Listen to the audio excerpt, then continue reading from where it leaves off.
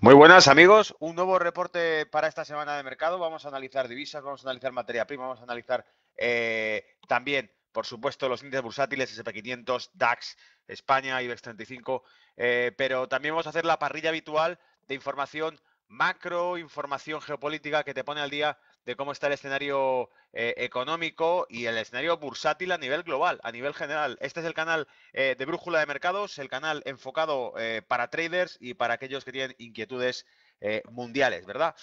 Bueno, antes de arrancar, veis que la portada es Gold contra Bitcoin, el oro contra el Bitcoin, porque creo que por aquí van a ir los tiros. Llevamos semanas ya hablando de este tema y hace ya meses que tratamos de el tema del Bitcoin diciendo que podía ser el año del Bitcoin después de aquel 2014 cuando subió tan fuerte y efectivamente que acabe que se acabó produciendo. Creo que fue hace unos 4, 5 o 6 meses cuando hablábamos de que podía ser un año mágico para el Bitcoin. Bueno, antes de comenzar a dar la temática ya, quería simplemente haceros una puntualidad, ¿vale? Un favor que os voy a pedir a aquellos que seguís este canal. Estoy acercándome ya a la cifra de 2.000 suscritos. Hace como año y pico, 2 años, este canal tenía apenas 100 suscritos y resulta que, bueno, estamos actualmente en 1.920 y pico suscritos al canal.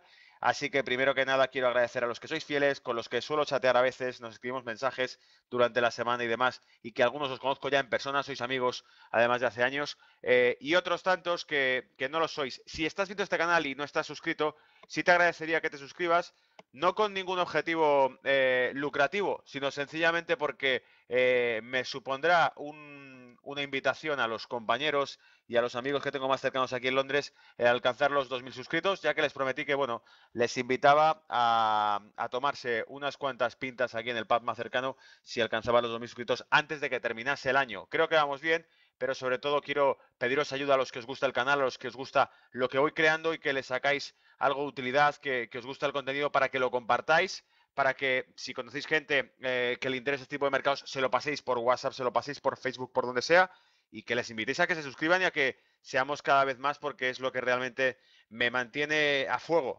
Cada fin de semana voy revisando lo que ocurrió la semana anterior y cada lunes noche me vuelvo a volcar con esto porque cada vez me gusta más. Sin duda alguna le veo el mejor hobby que nunca he tenido para expandir un conocimiento X a todos aquellos que os gusta el mercado y sobre todo para seguir creciendo juntos, porque crezco al hacer este contenido.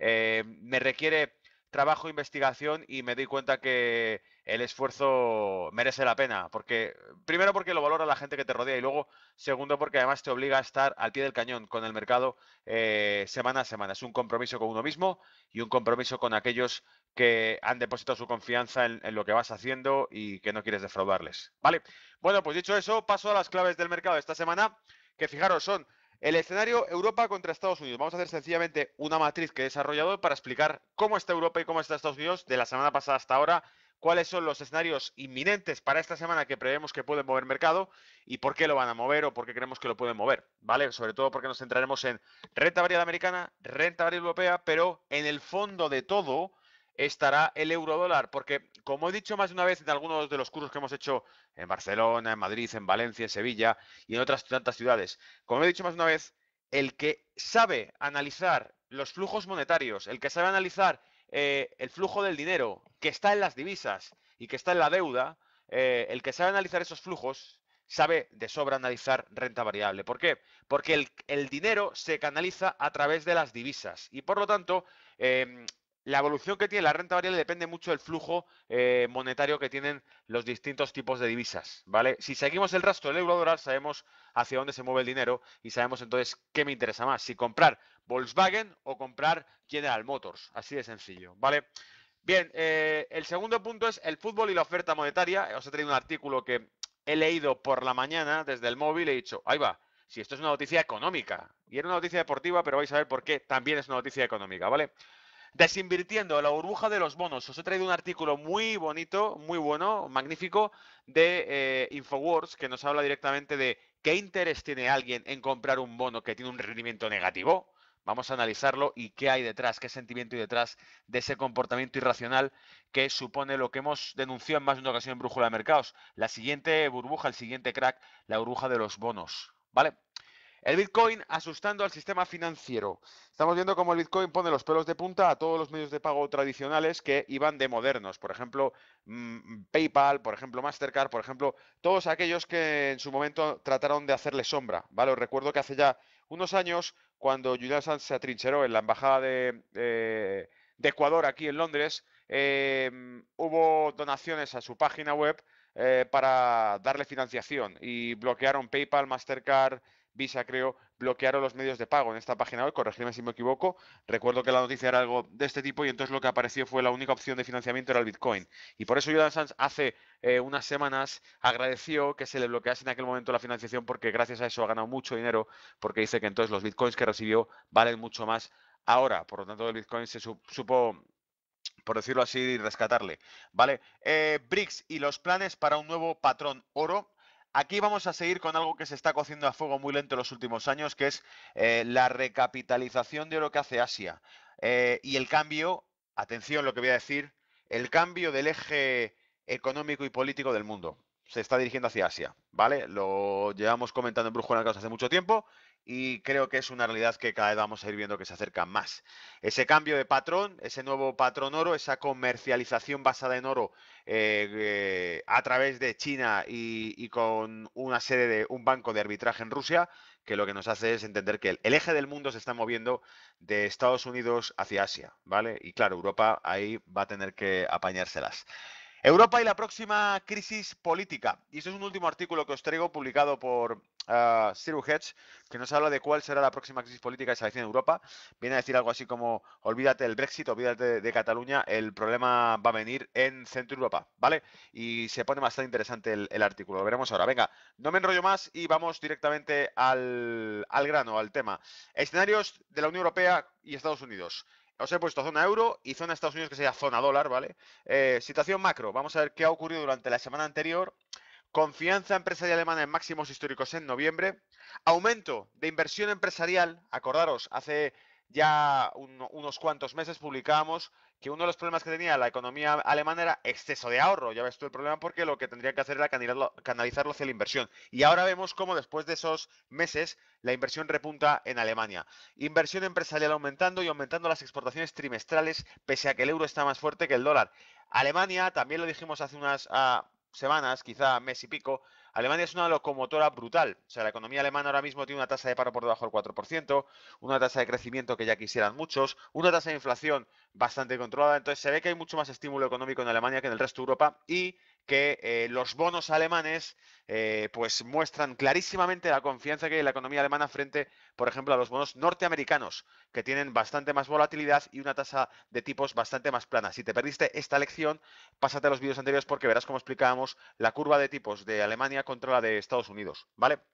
Las elecciones alemanas preocupan menos dado los datos macro. Hemos visto como un factor que dio lateralidad al mercado alemán, al DAX, etcétera, se ha diluido con los datos macros de la última semana. Es decir, si bien la semana pasada teníamos, o mejor dicho, empezamos la semana con un euro que se había ido debilitando contra el dólar, que podía darnos un patrón bajista en el euro dólar y que era fruto de la indecisión de creación de gobierno en Alemania tras las elecciones, que Merkel lo tiene complicado, hemos visto que los datos macro de Europa han fortalecido de nuevo toda esta semana al euro. Y por contra, en Estados Unidos, y con esto ya paso al otro lado de la casilla, ¿vale? Con esto ya paso directamente a esta zona de aquí. En Estados Unidos me encuentro con que las actas de la Fed muestran temores por quedarse estancada la inflación en el largo plazo por debajo del 2%. Es decir, que no se alcance de una manera consolidada el 2% objetivo de tasa de inflación, ¿vale? Y luego, para colmo, Yellen daba un comentario de que no hay claras previsiones de inflación en el horizonte cercano, ¿vale? Entonces, ¿qué ocurre? Que si no hay claras previsiones de inflación, quiere decir que no hay una actividad económica sostenida en Estados Unidos que justifique la inflación. Hoy la CNBC estaba como una locomotora, locos perdidos en Wall Street, hablando de que había sido fantástico la sesión de ventas de Black Friday y de las nuevas ventas que se hacían hoy. Entonces, bueno, que era superior al año anterior. Es decir, que se convierte el Black Friday en un indicador económico para aquellos que buscan ver la actividad económica y el consumo en Estados Unidos, que es un precursor de la inflación y que la inflación decide cuál va a ser la política monetaria de los próximos meses, si hay subida de tipos o no, y eso influye en el ciclo bursátil de todos los activos del mundo, ¿vale?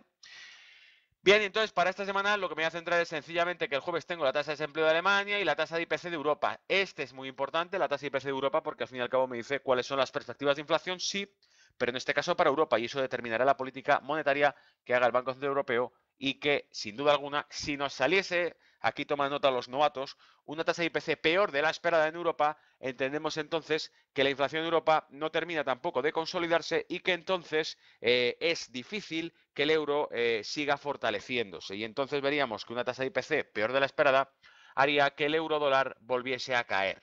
Y al revés, si la tasa de inflación o de IPC fuese extremadamente fuerte, mejor de la esperada, de nuevo fortalecería el dólar contra el euro, perdón, contra el dólar y nos volvería el euro dólar seguidamente alcista, ¿vale?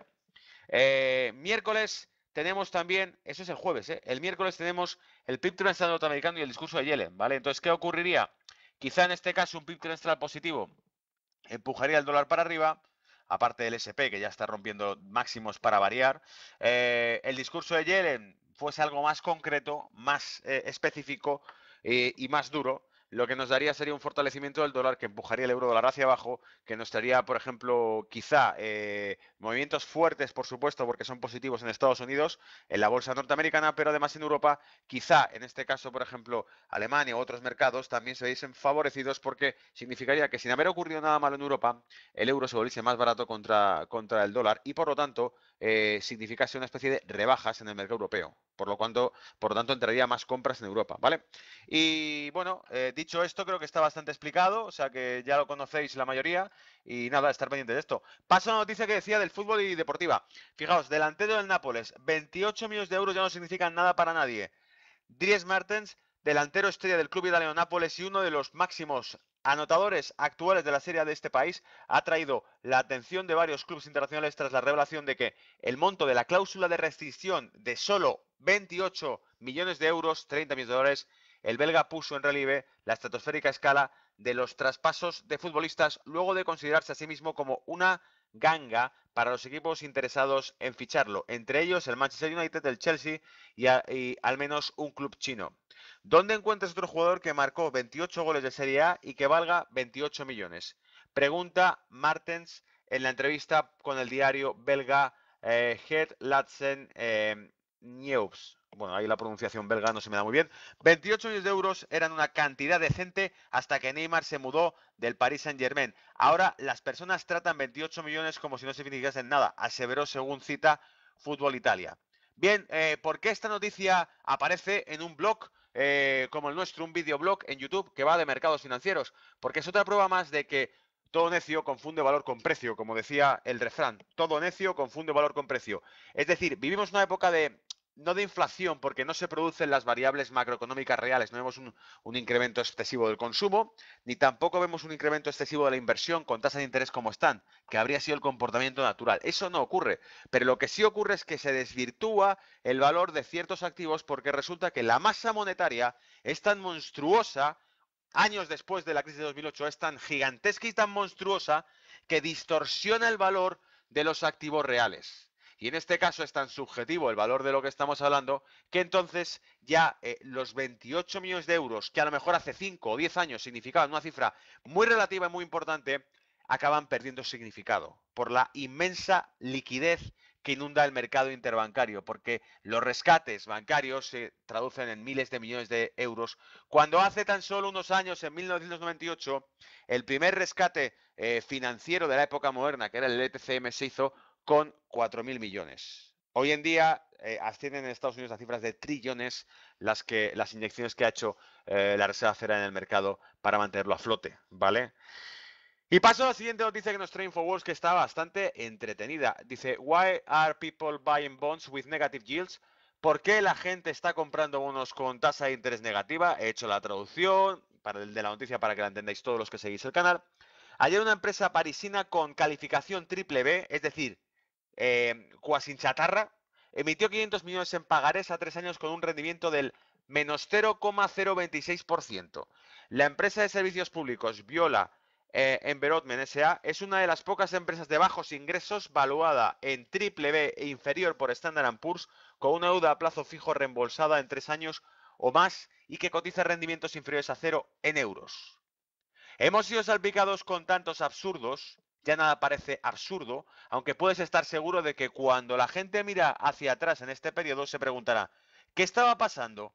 ¿Qué estaban pensando? Y la lista de ejemplos será bastante larga. Es decir, aquí nos remite el autor del artículo a decir, nos hemos vuelto locos, una empresa con una calificación crediticia triple B, es decir, que de dudosa capacidad de devolverte los fondos, es decir, de alto riesgo, resulta que coloca deuda con una tasa de interés negativo, es decir, que te cobra por prestarle dinero, sabiendo que están calificados como de poca solvencia, te cobran por prestarles dinero, ¿vale? El objetivo de toda inversión es que el rendimiento actual del dinero invertido sea superado por el valor de dicho dinero en el futuro. Es decir, yo invierto porque espero que lo que consigo ahora, lo que deposito ahora en esa inversión, en un futuro valga al menos más de lo que estoy invirtiendo, ¿verdad? Bien, pues parece que la única forma en la que los prestamistas pueden verse atraídos por bonos de rendimiento negativo es que el mundo experimente una deflación masiva, mientras que los activos totales del Banco Central han aumentado de 6 billones en 2008 a 20 billones en menos de una década sin un final a la vista. Es decir, no parece que se vaya a reducir los balances de los bancos centrales, ¿vale? Porque va muy lento esto. Mario Draghi sostiene que la tasa de interés negativa impuesta por el Banco Central y una oferta indiscriminada bajo bonos corporativos ayudarán a la calidad de los préstamos. Es decir, como por traducirlo de algún modo, Mario Draghi nos dice que la oferta monetaria ilimitada y la colocación de bonos con tasas de interés negativas en los que se le cobra al inversor por prestar dinero, lo cual es una paradoja en el entendimiento de la tasa de interés, en el concepto de la tasa de interés, ¿vale? Como decíamos, el objetivo es sacar un rendimiento a tu dinero, no que te cobren por dejarlo. La única razón por la que tú podrías estar interesado en que te cobren un menos 0,026 por dejar dinero es porque pienses que de aquí a un año, a 2 o a 3, que es el vencimiento del bono, tu dinero vaya a valer incluso menos de lo que vale cuando ese bono venza.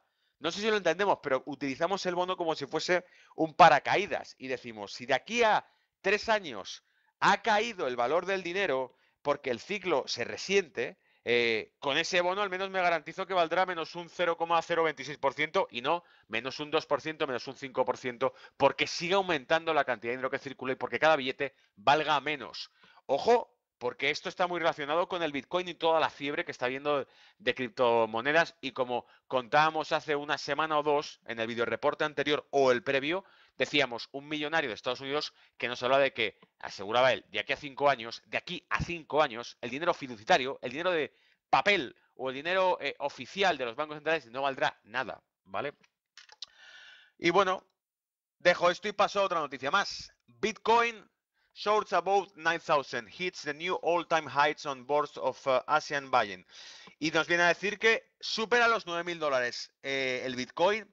Hace menos de 24 horas notábamos que Bitcoin había superado el nivel de resistencia reciente de alrededor 8.300 y alcanzó un nuevo máximo histórico en 8.650, observando que la criptomoneda más grande del mundo por capitalización de mercado ahora está aumentando a un ritmo que ha puesto los $10.000. Precio objetivo por Mike Novergan y José Canseco firmemente en su punto de mira. Esto viene también de Infowars, ¿vale? Sin embargo, no pasó mucho tiempo para que Bitcoin encontrara... Perdón, esto viene de Zero Hedge, no de Infowars. Zero Hedge. Sin embargo, no pasó mucho tiempo para que el Bitcoin encontrara una nueva ronda de compradores entusiastas y en las primeras operaciones asiáticas, una expulsión de compras en el Bitham de Corea, en Corea del Sur, os recuerdo una casa de cambios, ha hecho subir el Bitcoin varios cientos de dólares más y alrededor de la medianoche el Bitcoin superó los $9.000 el Bitcoin, enviando su límite máximo a 150.000 millones, haciéndolo más valioso que corporaciones como Siemens, tecnología alemana, Mastercard o McDonald's. Las fuertes ganancias surgen cuando la capitalización del mercado combinada para todas las criptomonedas también alcanza nuevos máximos. Actualmente apenas llega a 300.000 millones. Es decir, Siemens se está convirtiendo en una gran multinacional norteamericana. En términos de capitalización, es decir, hoy en día estamos viendo que, perdón, Siemens, hoy en día estamos viendo que el Bitcoin alcanza unos volúmenes de capitalización equiparables a, pues qué sé yo, Apple, Microsoft y cosas de estas, se aproximan ya a este tipo de industrias. Porque no hay que olvidar que Siemens es una industria, es una compañía top cotizada en bolsa de las alemanas, ¿vale? De las más fuertes. Y por aquí está el Twitter que publicaba Assange, que decía Bitcoin now 10,062 on the large Korean exchange Bitham Bitcoin.com. Ahora el Bitcoin supera los $10.000 en la casa de cambios más grande de Corea del Sur, ¿vale? Paso a la siguiente noticia porque ahora voy a hablar del oro. Los BRICS discuten la creación de un sistema alternativo de comercio de oro. El bloque BRICS, Brasil, Rusia, India, China y Sudáfrica están discutiendo la posibilidad de establecer un sistema de compra y venta de oro separado de los tradicionales centros de comercio del metal, según afirmó el vicepresidente del Banco Central de Rusia, Sergei Svetsnov. El sistema tradicional de comercio de oro basado en Londres y parcialmente en ciudades suizas, os recuerdo que la cotización del oro se establece a primera hora de la mañana del mercado, aquí en Londres creo que es 10:30 de la mañana, en Londres por subasta entre bancos internacionales se establece la cotización del futuro del oro, ¿vale? Por si no lo sabíais. Bien, continúo. Basado en Londres y parcialmente en ciudades suizas, es cada vez menos relevante a medida que surgen nuevos focos comerciales, sobre todo en India, China y Sudáfrica, señaló Svetsov este viernes durante la conferencia, según recoge TASS. Os recuerdo lo que os decía, es que creo, sinceramente, que el eje de poder del mundo se está moviendo hacia Asia con este tipo de noticias, ¿vale? Estamos discutiendo la posibilidad de establecer un único sistema de comercio de oro tanto dentro de los BRICS como a nivel de contactos bilaterales, es decir, con terceros países. Informó añadiendo que el sistema, con las impresionantes niveles actuales de consumo y producción del metal precioso en el país del bloque, llevaría a la creación de nuevos puntos de referencia a nivel internacional. China y Rusia dan el primer paso. De acuerdo con Svetsov, el Banco Central ruso ya firmó un memorándum para establecer vínculos comerciales y de compensación con China en cuanto a transacciones de oro, en miras de lanzamiento de un sistema de comercial bilateral con Pekín en 2018. El Consejo Mundial del Oro señala que Rusia es el mayor comprador oficial de oro y el tercer mayor productor mundial. Asimismo, informa que China ha contribuido más que cualquier país al crecimiento de la demanda de lingotes de oro durante los últimos meses. Sabemos que desde el año 2010 y 2011 China y Rusia compran masivamente oro, ¿vale? ¿A qué temen? ¿Para qué se están preparando? ¿Por qué las reservas de dólares disminuyen y aumentan las de oro a nivel mundial? ¿Vale? Noticia de actualidadrt.com era esta que hemos leído. Y saca otra más, de esta vez de Infowars de nuevo, que dice Gold versus Fractional Reserves. Esto es interesantísimo. Es una fracción del artículo. El artículo es larguísimo y es una pasada del artículo. Es un repaso histórico a la creación de patrones de oro, a la política monetaria de finales del siglo XIX, principios del siglo XX. Está genial, ¿vale? Genial. Os recomiendo leerlo. Y aquellos que no controlen inglés, con el Google Translate lo podrán traducir tranquilamente, ¿vale? Bueno, pues una parte del artículo que he sacado que me parece muy, muy interesante y que voy a leeros a continuación, ¿vale? Comencemos con una ilustración hipotética. Supongamos que tenemos un mundo en el que los países líderes han mantenido un estándar de oro 100%, que comienza a encontrarlo muy limitado y que deciden adoptar un estándar de oro fraccionado que permite solo una reserva de oro del 50% contra los depósitos bancarios y notas bancarias, es decir, papel, ¿vale?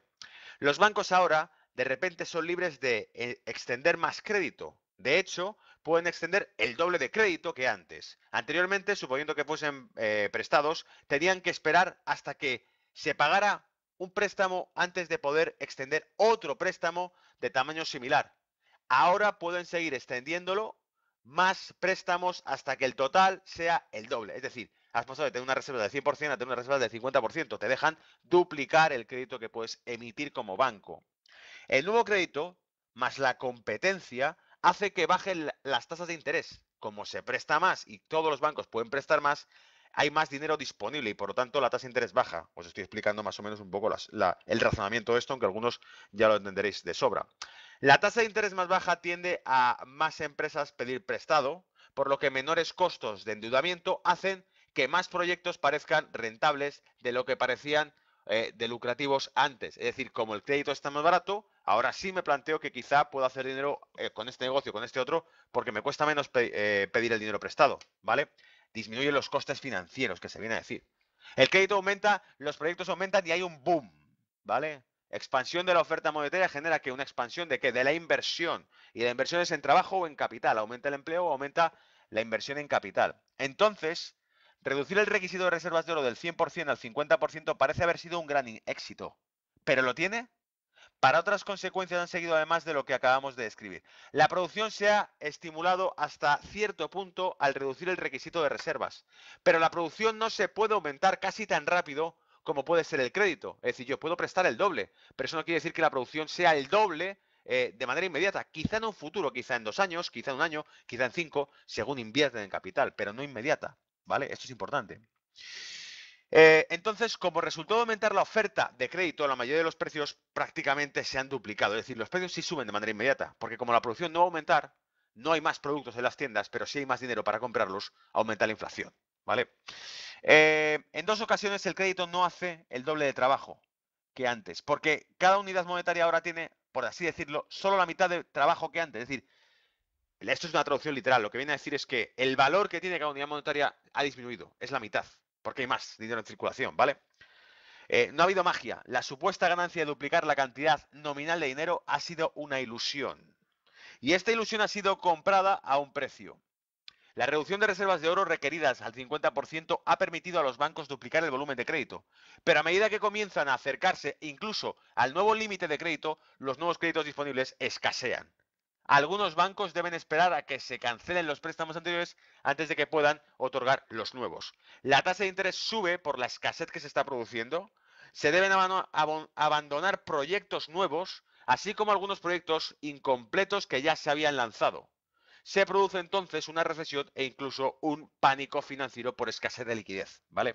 Y por supuesto, atención, porque esta es la guinda final del artículo, que es mucho más largo. Aquí viene la guinda final de la idea. Y por supuesto, se hace la propuesta de que la salida más simple a este problema es de nuevo reducir los requerimientos de reserva de oro una vez más para volver a hacer la misma jugada, aumentar el crédito y por lo tanto volver a generar la ilusión de que no estamos en una recesión. ¿Vale? Reflexión para la noche a todos aquellos que escuchen Brújula de Mercados. Y último punto del reporte de esta semana antes de que pasemos a gráficos, que cada vez se me hacen más extensos los vídeos, ¿vale? Forget about Catalonia and Brexit, the next European Black Swan could be Transylvania. Te dicen, y esto es Zero Hedge, ¿vale? Nos dice, olvídese de Cataluña y el Brexit, el próximo cisne negro europeo podría ser Transilvania. Punto número 1, esto viene a ser una síntesis que os he hecho del artículo para no leerlo entero. El derecho a voto a aquellos húngaros que residen en países fronterizos. Os recuerdo que esto hace referencia al Tratado de Trianon, que estableció tras la Primera Guerra Mundial una repartición de lo que era el Imperio Austrohúngaro y que quitó buena parte del territorio a Hungría, ¿vale? Repartiéndolo entre países cercanos a Hungría. Entonces, ¿qué pasa? Que esto es un tema que está tocando el presidente actual de Hungría, entre otros muchos temas, ¿vale?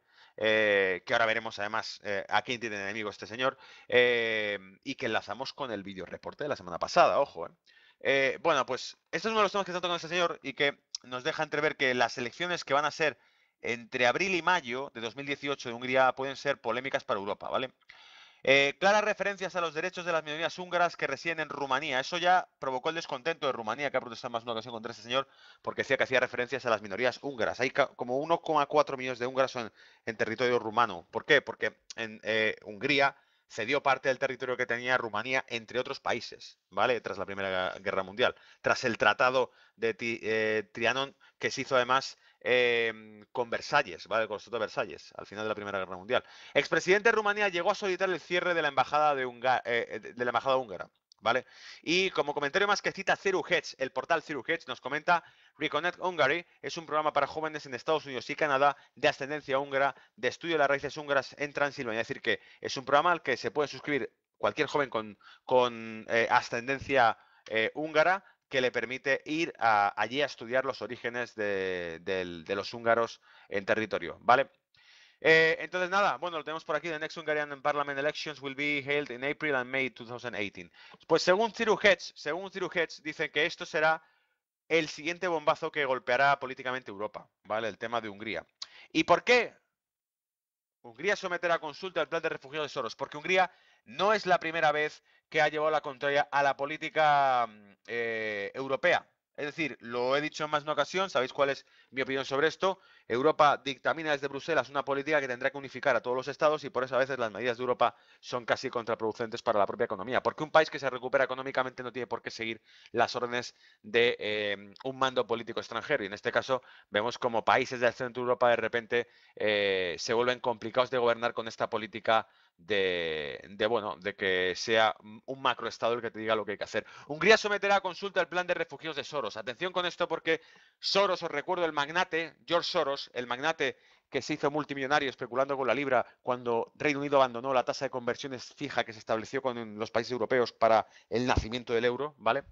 Dice, el partido del gobierno de Hungría ha anunciado la celebración de una consulta a los ciudadanos sobre lo que denomina el Plan Soros, un complot del millonario estadounidense George Soros para introducir en Europa 1 millón de refugiados cada año. El Plan Soros incluye la aceptación de 1 millón de inmigrantes por año en Europa, la reubicación obligatoria entre los países y la demolición de la valla.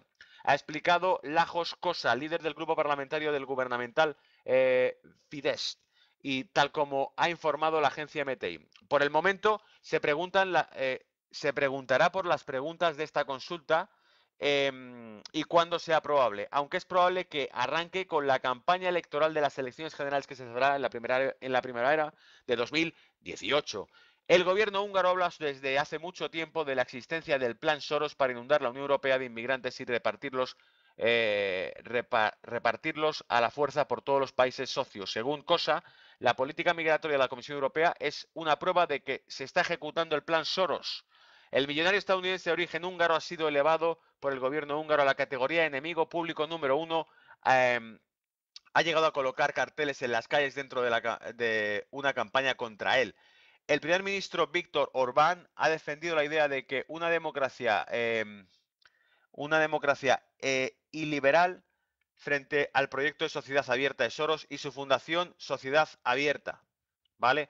Hablábamos de esto de Open Society, una noticia en el reporte de la semana pasada cuando un parlamentario europeo del partido británico hablaba de que este señor sí influía en los procesos políticos de Europa y sin embargo de él no se hablaba. Se habla de hackers rusos y cosas de estas, ¿no? Que quedan ahí en el aire, ¿no? Que no hay ni nombres ni apellidos, no se sabe decir quién, es como un fantasma al que se le puede echar la culpa de todo, pero cuando sí puede haber un tema en concreto, que es la influencia que pueden tener ciertos grupos en la política europea, pues esto es obviado, ¿vale? No te lo cuentan en la televisión. El Parlamento húngaro aprobó el pasado abril una ley para forzar el cierre de la Universidad Centro Europea CEU por Soros. Es decir, una universidad financiada por Soros. Esto lo sacábamos del diario La Gaceta, ¿vale? O gaceta.es. Lo tenemos ahí abajo la noticia por si queréis leerlo más a fondo. La he traído sencillamente porque entraba en el tema de Soros y lo que comentamos la semana pasada. ¿Vale? Pasamos ya a gráficos y se terminó el comentario político-económico y tenemos ya directamente el índice futuro del dólar. ¿Vale? El índice futuro del dólar que lo que viene a mostrarnos es que, como veis, ese hombro cabeza hombro invertido que hace ya 2 semanas anunciamos que era que nos podía dar un buen pelotazo de subida en el dólar, es decir, movimientos bajistas en el euro dólar, alcistas en el dólar contra el franco suizo, no se ha producido porque colapsó. Ahora, ¿qué pasa? Que me encuentro que hace suelo en esta zona, ¿lo veis? Mantiene ese nivel, este de aquí, ¿vale? ¿Lo veis? De hecho, ha dejado una mecha porque ha entrado bastante compra de dólar, llegó a ese nivel. Ese nivel, si me fijo en el largo plazo, que lo tengo aquí abajo, esto es vela de 5 horas, vela diaria creo, este es vela semanal. En vela semanal me doy cuenta que vuelvo a entrar en esta zona, esta zona, esta zona, esta zona y esta zona. Es decir, que pese a esta dilatación, lo que estoy viendo es que quizá vuelvan a intentar levantar el dólar aquí o agarrarlo al canal. O definitivamente lo tumben, ¿vale? En definitiva, lo que tenemos que estar es muy expectantes y no despitarse con el dólar. Porque cuando veamos ahora el gráfico euro-dólar, veremos que se pone muy, muy interesante, ¿vale? Sigue siendo muy interesante. Va a haber volatilidad en el euro-dólar, se va a mover fuerte. No es como otras divisas que están quedando laterales esta última semana. Este se va a mover, ¿vale? Y aquí vemos lo que ha pasado durante la semana, el dólar y el euro, ¿vale? Desde el día 20, la semana pasada, hasta hoy, ha habido un claro debilitamiento del dólar y un claro fortalecimiento del euro. Por eso, el movimiento ha sido alcista en el euro dólar, ¿vale? Cada euro ha comprado más dólares al paso de la semana pasada, ¿ok? Y hemos comentado ya el por qué, hemos hablado de esas noticias alemanas tan buenas y esas noticias tan malas en Estados Unidos, no tan malas, sino la incertidumbre que con la inflación. Obviad esta diapositiva porque es de la semana de hace 2 semanas, se me olvidó eliminarla. Y vamos al calendario semanal, ¿vale? En el calendario semanal tenemos lo que ya hemos comentado antes, que es el PIB trimestral norteamericano el miércoles, PIB trimestral norteamericano y además la conferencia de Yellen, ¿vale? Y para el jueves, cuidado, desempleo alemán, que sabemos que está bien, con lo cual no va a dar mucha volatilidad, pero sí IPC de la zona euro, muy interesante, 1.6, imagínate sale un 1.8. El euro se va a poner fortísimo contra el dólar, imagínate que sale pues bueno, si lo esperas 1.6 que te salga 1.2, 1.1, pues el euro va a pinchar contra el dólar, clarísimamente, ¿vale? Entonces, bueno, ahí dejamos esa perspectiva y vamos a comentar directamente la ventana de divisa que la tengo aquí, lanzándola directamente con los gráficos que os he traído. Primero, libra contra franco suizo. Libra contra franco suizo en lo que viene a ser, pues vemos aquí que estas mechas me dejan bien claro que entra mucha compra. Este gráfico lo habíamos mostrado también en sesiones anteriores en las que decíamos, cuidado porque se está aproximando mucho a los máximos de estas zonas, puede iniciar una corrección o si lo supera y consolida, puede que este es el rango de precio y esta es su proyección, ¿vale? En ese escenario lo que preveo es un movimiento alcista de la libra contra el franco suizo que me lleve primero a esos 1.34. Después, si continúa y rompe, el objetivo sería el techo de ese rango, que sería el 1.38 aproximadamente, 1.37, 65, en torno a esta zona, ¿vale? En torno a esta zona. ¿Ok? Así que nada, el primer objetivo será que consolide y se nos vaya al 1.34. Fijaros cómo la primera mecha se acercaba mucho ya al 50% de esto, que por cierto te coincide además con ¿qué? Con ese anterior mínimo aquí, ¿vale? Entonces creo que tiene toda la lógica del mundo que veamos ese movimiento, pero tiene que consolidarse. La libra ganará peso contra el franco suizo. Si me voy en el corto plazo, fijaos, en el corto plazo lo que me encuentro es esto, a ver si alguien lo ve o no, quizá yo directamente alucino, pero yo diría que esto es un hombro, cabeza y hombro que está simplemente extendiendo el hombro, haciendo un doble hombro, ¿vale? ¿Qué quiere decir? Que podría ser interesante respecto a compras de libras contra francos suizos con stops por debajo de esta zona de aquí, ¿vale? ¿Y cuál sería el objetivo? Atacar la neckline, la línea clavicular y por supuesto proyectar hacia el máximo, ¿vale? Que está ahí. Y ese máximo, voy a alejarme un poquito para que lo veáis mejor, ese máximo me coincidiría con niveles, a ver que me voy de diapositiva, me coincidiría con niveles del 1.34, que son los mismos niveles que hemos visto hace un momento en la diapositiva anterior, que es ese 1.34 de ahí, ¿lo veis? Este 1.34 me coincide con la proyección de un posible hombro-cabeza-hombro alcista que al romper la neckline proyectase todo el movimiento alcista hacia el 1.34, ¿vale? O sea, quizá nos sirva de catapulta para coger un movimiento alcista en libra franco suizo. Paso directamente al euro OutSi. En el euro OutSi hace 2 semanas comentamos esta figura, ¿vale? Esta cuña y decíamos puede proyectar hacia arriba todo el movimiento que tiene la cuña hacia arriba, ¿vale? ¿Qué ha hecho durante esta última semana? Pues el euro OutSi, señoras y señores, nos ha dado un trofeo, nos ha cogido, nos ha dado todo este recorrido, ¿vale? Rompió la cuña y nos ha dado todo este recorrido al alza y todavía creo que puede dar más de sí, ¿vale? Pero claro, es difícil meterse cuando ya ha hecho ese recorrido. Pasó a Libra OutSi. En la Libra OutSi también me encuentro con que hace 2 semanas hablábamos de esto. Decíamos patrón bajista en el largo plazo, pero posible alcista hasta llegar a mayores niveles de sobrecompra. Y os marqué estos niveles aquí en el gráfico. Acordaros, justo toda la zona de techo de este rango, ¿lo veis? Tocaríamos esa zona o quizá incluso la siguiente. ¿Qué ha ocurrido? Hemos tocado esa zona. Aquí hubo una mecha que se dio la vuelta a tocarla. Luego volvieron a atacarla, la rompieron y ahora estamos cercanos a la media de 200. E insisto en que creo que seguirá subiendo, ¿vale? Por eso me parece que habrá futuro en este par. Libra OutSi y llegados niveles de sobrecompra a venderlo, ¿vale? Cuidado con una proyección que he detectado también. En el corto plazo, en Libra OutSi vais a encontrar este patrón que ya te da casi de sobra una confirmación alcista, ¿lo veis? Creo que puede ser también un hombro cabeza a hombro invertido, es decir, alcista, que me lleve hasta acá, pero que además ya ha roto la línea clavicular y se está quedando lateral. ¿Para qué? Para meter el latigazo y subir, ¿vale? Ese movimiento tiene una proyección hacia, ¿qué nivel tengo ahí marcado? Perdón, el 1.8540 aproximadamente, ¿lo veis? Y sería casi el último latigazo si es que lo llega a dar esto alcista. Libra OutSi, ¿vale? Os recuerdo, el último porque coincidiría con esta zona de aquí, ¿lo veis? Y que coincidiría con este máximo de aquí y que coincidiría con toda esta zona en la que ya realmente serían, pues por decirlo así, los últimos máximos que podríamos ver para luego hacer una corrección, ¿vale? Porque además no os olvidéis que la figura que tenemos en el muy, muy, muy largo plazo es esta. ¿Vale? Que esto es un gigantesco y monumental hombro cabeza hombro bajista. Pero en el corto plazo, claro, se aproxima a esa zona. Bien, Aussie dólar. El Aussie dólar es otra estrella.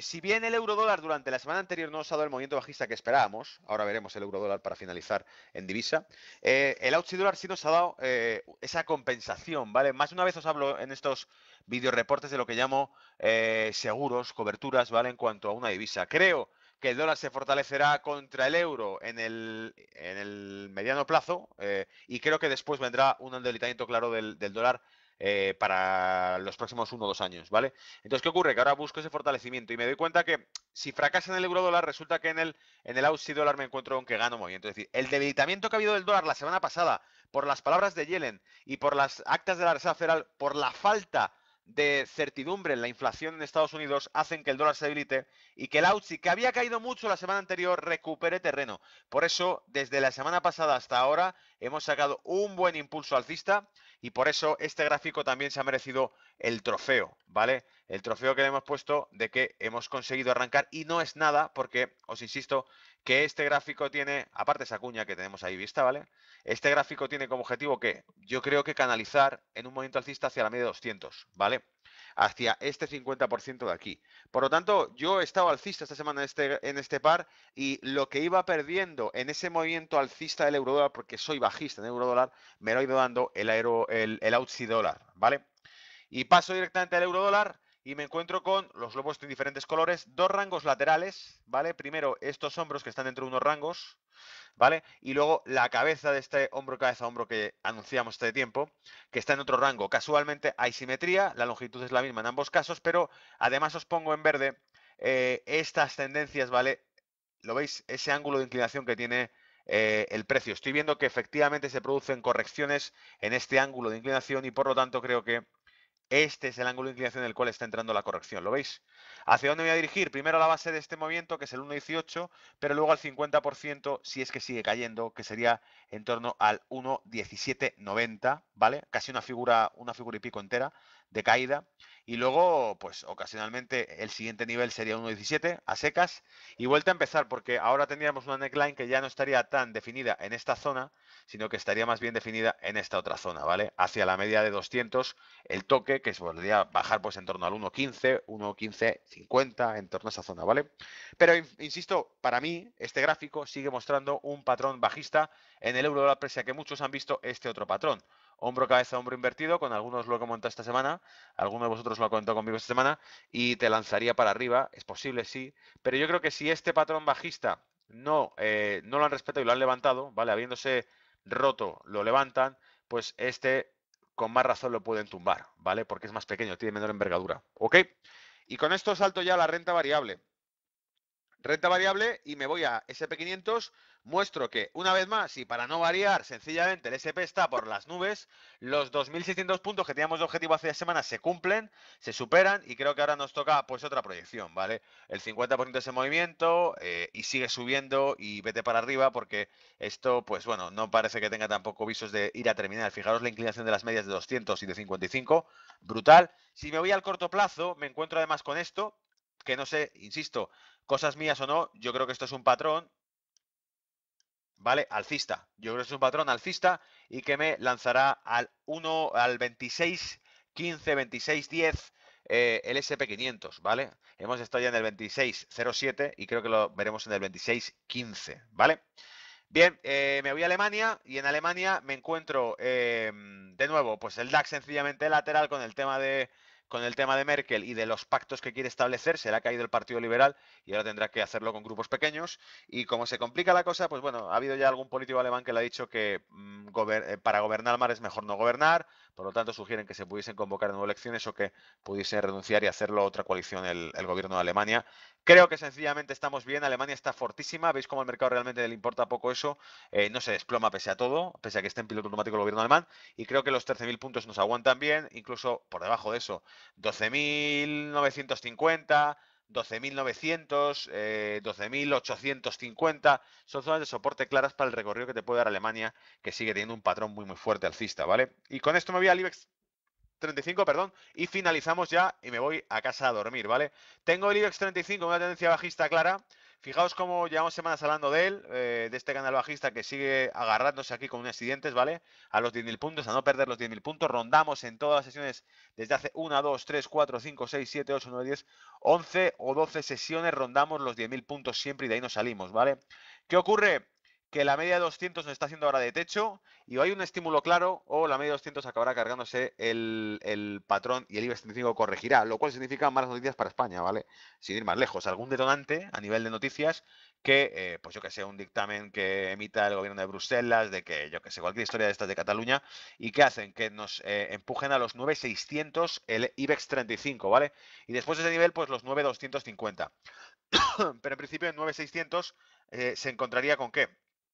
Con zonas que le pueden sujetar bien, que son estas de aquí, ¿vale? Son toda esta zona que tenemos aquí, es un canal de precio claro y que creo que en 9.600 haría un buen colchón para que cayendo coincida el soporte de todo el canal bajista con los 9.600, que es una zona referencial importante, y luego de aquí un rebote alcista, ¿vale? Pero sin olvidar que habría ya cercano pues una cotización por debajo de la media 55 y de la media 200, que sin duda alguna te trae en el medio y largo plazo un escenario bajista, ¿ok? Bueno, pues eso es todo. Espero que os sea de utilidad. Gracias por seguir el canal de Brújula de Mercados. Y no os olvidéis, si podéis, hacerme el favor de compartir contenidos en redes sociales entre vuestros contactos para ver si consigo esa meta de los 2000 y invito a unos cuantos amigos cercanos a tomarse algo, ¿vale? Gracias por ayudar a mantener el canal y espero que os sea útil. Un saludo, chao.